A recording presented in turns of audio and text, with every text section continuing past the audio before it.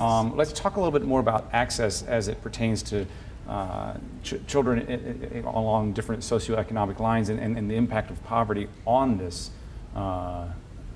topic we're having right now. Julius, it's different for different families, we said in the last table. Sure, absolutely. I think a lot of the conversation that has gone forth so far has talked about how parents can have access to in terms of what's available. But in my mind, access also has to do with what is culturally competent for the families that are typically consumers of this market. I think that a lot of times those people that are, those persons who are in positions of making decisions don't really always understand who the consumer is. And I think a lot of it has to do with there's a missing voice at that level. And so this whole issue of cultural competency is big in this industry. We talk about it a lot, but we really don't do anything about it. So what is cultural competency? It has to do with really understanding the distinctions of a community and their needs.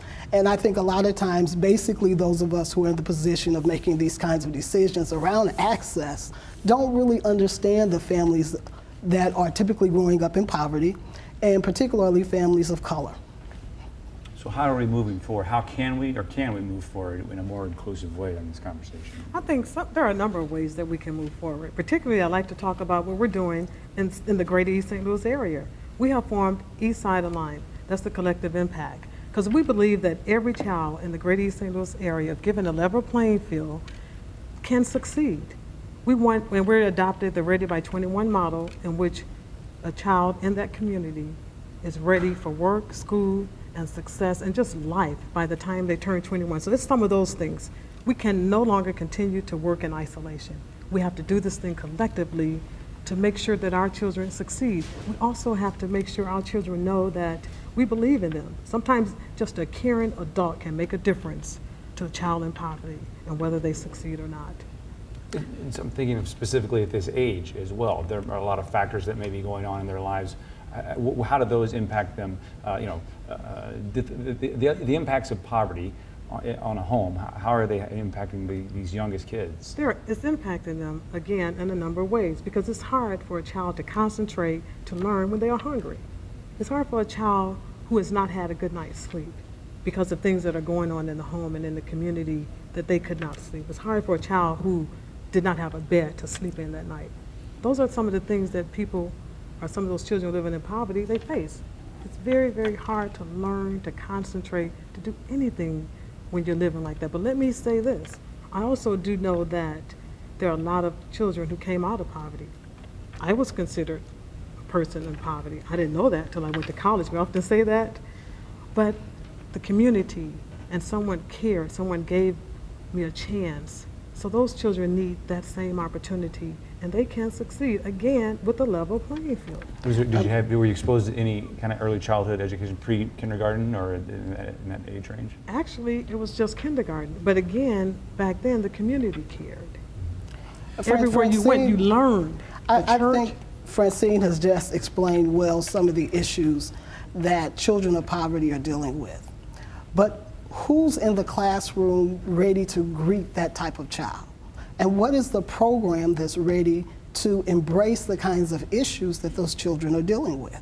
That's the missing voice. There's an imbalance in the collective conversation in this industry of early childhood around what's culturally competent and relevant for children who are growing up in poverty. And if we don't think of some more non-traditional ways of really helping those children to succeed.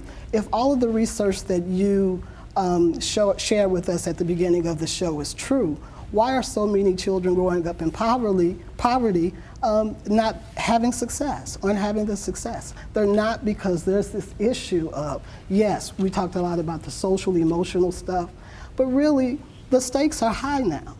When our children come into the kindergarten classroom, they're expected to be able to read by the time they finish kindergarten.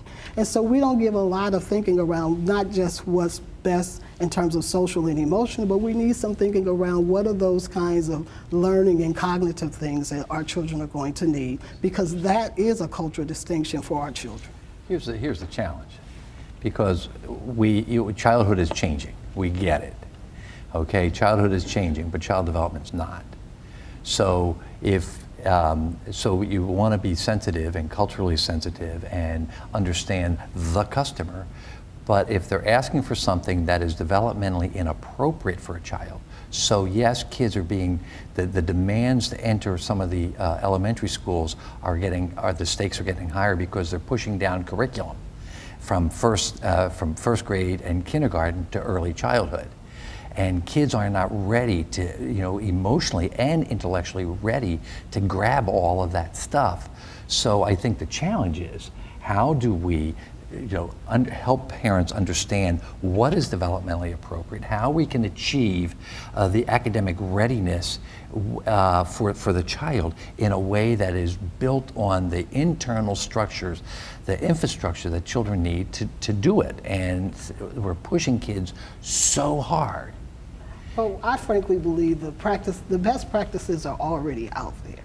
We know what really works. The thing is that we're not implementing what really works. There's all kinds of programs that really effectively, I believe, deal with the socio-emotional piece of children, as well as deal with those more cognitive things with a culturally competent slant.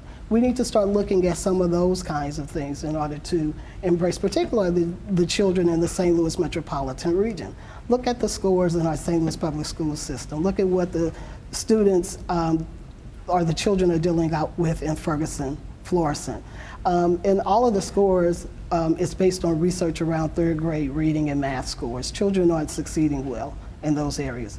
And the research suggests that children who get a great early childhood education, particularly from the cognitive perspective, they do better when it comes to third grade success. And so we have to start looking at what are those really good practices out there that are already working. We know what works.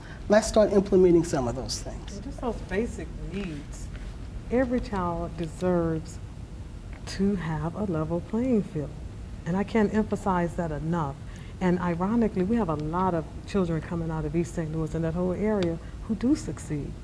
But we know that in addition to some of the things that that were lacking, they had the community, they had the church, they had other families. And we need to go back to simply the old neighborhood kind of thing, where it was truly a village that helped with the child. Hold that.